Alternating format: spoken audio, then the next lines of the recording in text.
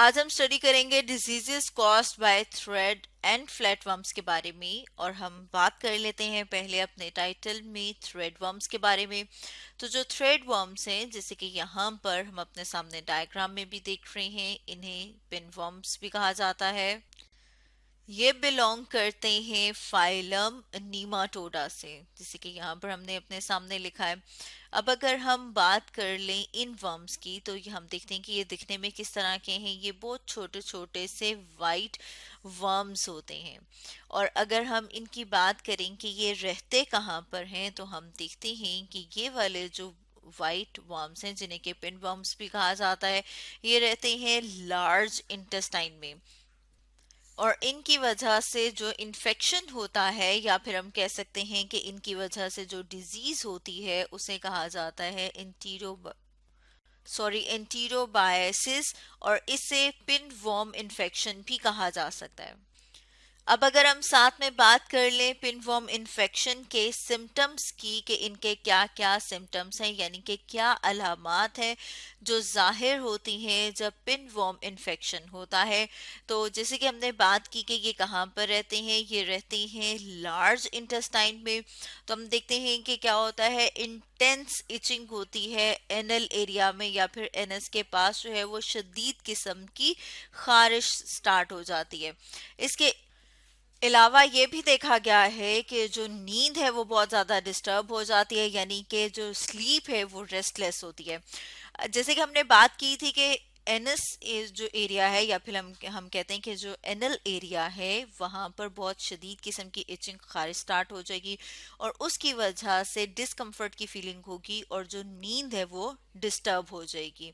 इसके अलावा अगर हम और सिम्टम्स की बात करें, तो हम देखते हैं कि पेन होता है, रैश होते हैं, और स्किन में जो है वो इरिटेशन होती है। इसके साथ साथ हम देखते हैं कि जो एनल एरिया है, या फिर हम कहते हैं कि जो एनस का एरिया है, वहाँ पर पिन वॉर्म्स जो है वो नजर आते हैं, या फिर वहाँ पर पिन वॉर्म्स जो है वो मौजूद होते हैं। इसके अलावा जो स्टूल पास करता है ऐसा पेशेंट, स्टूल या जिसे फीसिस, जिसे कि फासिद मादा कहा जाता है, उसमें भी पिन वॉर्म्स मौजूद होते हैं। अब अगर हम एक और अलामत की बात करें, एक और सिम्टम की बात करें, तो हम देखते हैं कि इनकी जो एपेटाइट है, यानी कि जो भूख है, वो बहुत कम हो जाती है। तो इसलिए क्या कहा जाता है कि लॉस ऑफ एपेटाइट हो जाता है इनमें। अब अगर हम साथ में पिन वॉर्म का जो लाइफ साइकिल है वो देख लें, तो जैसे यहाँ पर हम अपने सामने डायग्राम देख रहे हैं, और इस डायग्राम में हम देख रहे हैं कि पिन वर्म जो है वो बॉडी को इन्फेक्ट करेगा, और फिर किस तरह से वो इंटेस्टाइन तक पहुंचेगा।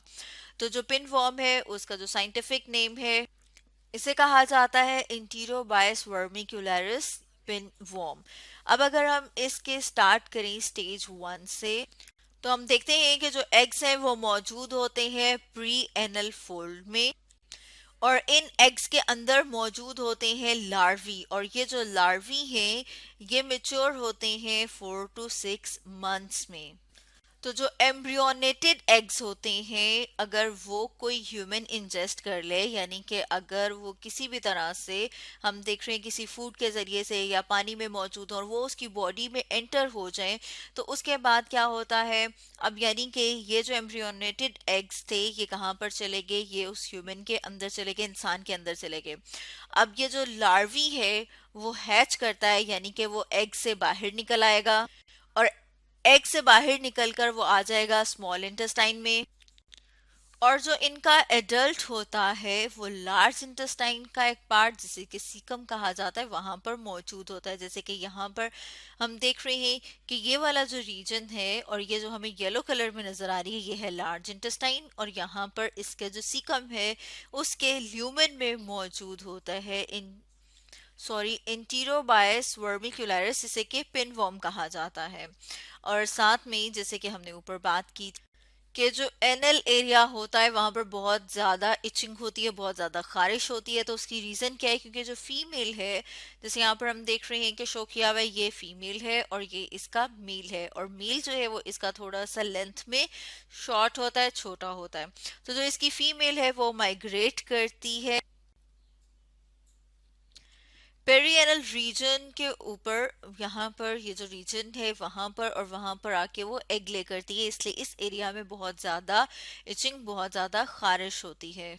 अब अगर हम ये देखें कि इस तरह से किस तरह से बचा जा सकता है, यानी कि जो पिन वॉर्म इन्फेक्शन है उससे बचने के लिए क्या क्या करना चाहिए, तो जैसे कि हमने लाइफ साइकिल में देखा था कि जो एग्स हैं वो ओरल एरिया से एंटर हो सकते हैं। तो क्या होना चाहिए कि हर हमेशा जब भी आप खाना खाएं तो खाना खाने से पहले हैंड वॉश करने चाहिए, यानी हाथों को खाना, सॉरी, हमेशा खाना खाने से पहले क्या होना चाहिए, हाथों को धोना चाहिए। नाखूनों को रेगुलरली ट्रिम करना चाहिए, जैसे कि यहाँ पर हमने मेंशन किया है कि जो नेल्स हैं उनकी ट्रिमिंग जो है वो रेगुलरली होनी चाहिए। इसके अलावा हमने अपने टाइटल में देखा था कि हम बात करेंगे कि फ्लैटवर्म्स जो हैं उनकी वजह से भी डिजीजेस हो सकती हैं। तो अगर हम फ्लैटवर्म्स की बात करें, फ्लैटवर्म्स बिलोंग करते हैं फाइलम प्लेटीहेल्मिन्थ्स, जिसमें से प्लेटी का मतलब है फ्लैट और हेल्मिन्थ्स का मतलब होता है वॉर्म, इसलिए इन्हें फ्लैटवर्म्स कहा जाता है। फ्लैटवर्म्स में भी अगर हम बात करें लिवर फ्लू की, जैसे कि यहाँ पर हम अपने सामने डायग्राम देख रहे हैं, लिवर फ्लू जैसे कि हमें नाम से पता चल रहा है कि ये किस ऑर्गन का पैरासाइट है, लिवर यानी कि जिगर का। और अगर हम इसके साइंटिफिक नेम की बात करें तो इसे कहा जाता है फिस्कोइला हेपेटिका, जैसे कि यहाँ पर हम अपने सामने ले आए हैं। और अगर हम ये देखें कि ये किन किन ऑर्गेनिजम्स को इन्फेक्ट करता है, और हम देखते हैं कि पैरासाइट जिस ऑर्गेनिज्म से अपनी खुराक हासिल करता है उसे कहा जाता है उसका होस्ट। तो अगर हम देखें कि लिवर फ्लू के होस्ट कौन कौन से होते हैं, तो ज़्यादातर देखा गया लिवर फ्लू कैटल, शीप और ह्यूमन यानी कि इंसानों में भी। और इनमें भी अगर हम देखें कि ये ज़्यादातर कौन से हिस्से को, कौन से ऑर्गन को इन्फेक्ट कर रहा होता है, तो जैसे कि हमने बात की थी कि लिवर फ्लू इसका नाम ही इसलिए क्योंकि ये इन्फेक्ट करता है लिवर को। इसके अलावा ये इन्फेक्ट कर सकता है गॉल ब्लैडर को और बाइल डक्ट को भी। अब हम साथ में देख लेते हैं इसका लाइफ साइकिल और हम देखेंगे कि किस तरह से ये इन्फेक्ट करता है ह्यूमन को, या फिर जैसा कि हमने बात की थी कि इसका होस्ट जो है वो शीप भी हो सकती है, कैटल भी हो सकता है। तो हम देखते हैं वन बाय वन। हम सबसे पहले ये देख लेते हैं कि इसके जो एग्स हैं वो कहाँ पर मौजूद हो सकते हैं, फीसिस में यानी कि फासिद मादा में मौजूद हो सकते हैं। तो हम देखते हैं कि अनएम्ब्रियोनेटेड एग्स मौजूद होते हैं फीसिस में। और फिर वो क्या होता है, जब वो एग्स जो है वाटर में जाते हैं तो वहां पर वो अनएम्ब्रियोनेटेड स्टेज से एम्ब्रियोनेटेड स्टेज में आ जाते हैं।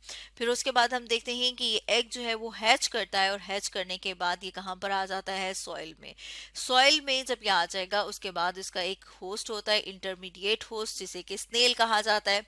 अब स्नेल में इसकी लाइफ की कुछ स्टेजेस पास होती है, और उन स्टेजेस से पास होने के बाद ये क्या होता है, ये किसी भी प्लांट के साथ अपने आप को अटैच कर लेता है, यानी हम कहेंगे कि इंसिस्ट हो गया है प्लांट के ऊपर। अब अगर वो प्लांट जिसके ऊपर ये इंसिस्टेड, हम इसको कह सकते हैं कि लार्वी, अगर ये वहां पर मौजूद है, उस प्लांट को कोई शीप, कैटल या ह्यूमन जो है वो अपनी खुराक के तौर पर इस्तेमाल कर ले, तो ये अब किसके अंदर आ गए, ये अब उस ऑर्गेनिज्म के अंदर आ गए। यहाँ पर अगर हम ह्यूमन की बात करें कि अब ये इंसानों के अंदर आ गया है, तो हम देखते हैं कि ये पहले कहाँ पर आएगा, पहले इंसिस्ट हुआ था, ये अब एक्सिस्ट हो जाएगा, यानी कि वो अपने सिस्ट में से बाहर निकल आएगा ड्यूडेनम, ड्यूडेनम जो कि स्मॉल इंटेस्टाइन का एक पार्ट है। हम देखते हैं कि वहां से फर्दर वो मूव करके कहाँ पर चला जाता है, लिवर में, जिगर में, और लिवर के लिए वर्ड यूज किया जाता है हेपेटिक।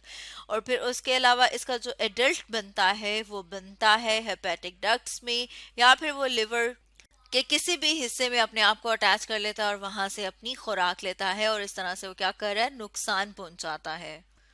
तो स्टूडेंट्स, आज हमने डिस्कस किया diseases caused by thread and flatworms के बारे में।